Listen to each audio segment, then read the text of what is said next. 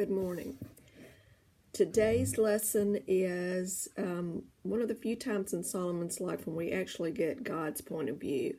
So the reading is 1 Kings 9, 1 through 9, or 2 Chronicles 7, 11 through 22. And these are when the Lord appeared to Solomon. So you can read both or you can read either one. Again, the reading is 1 Kings 9, 1 through 9, and 2 Chronicles 7, 11 through 22. So pause me, and I'll be here when you get back. Okay, so Solomon has finished this giant building plan that this is pretty much his plan.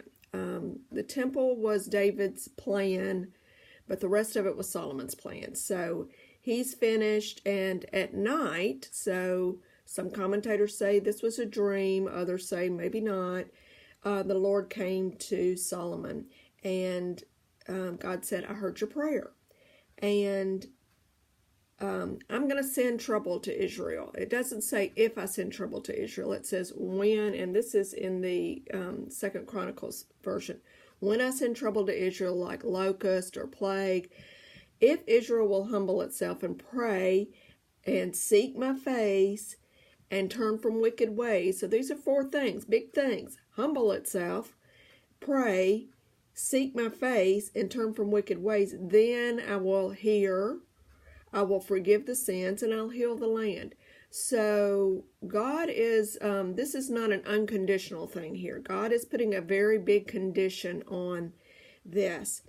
But he has heard the prayer, and he goes on to say, I've chosen this temple as a place for sacrifice, as a place for putting my name there, and my eyes and heart will be there.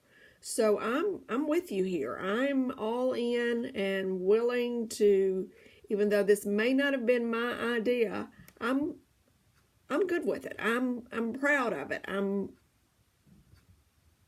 Yes, you have my yes. So then he goes on with this conditional covenant. If you walk before me with integrity of heart, if you're upright, if you do all I command and observe all my laws and decrees. I mean, that's a big deal. That's a big if.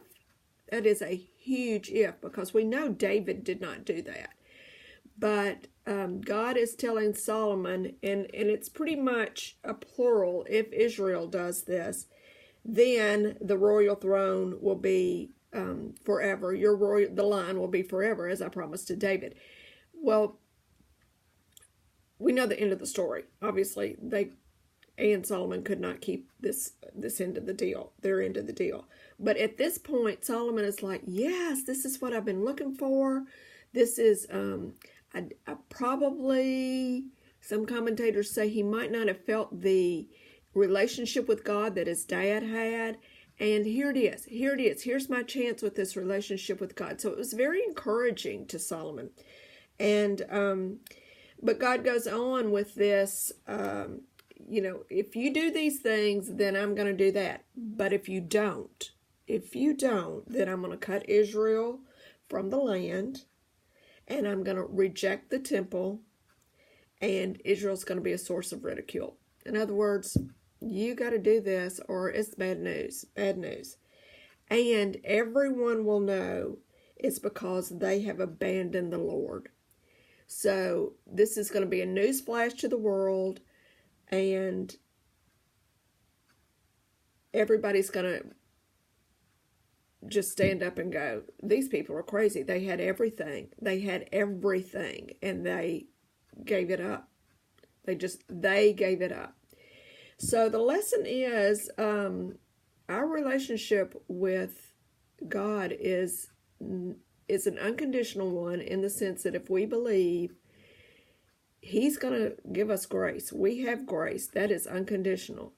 But we have to do our part. We have to believe. We have to, I liked the first part. If Israel will humble itself, we have to humble ourselves before God. We have to pray. We have to seek His face, and we have to turn from wicked ways. But the unconditional part is there's always grace. See you tomorrow.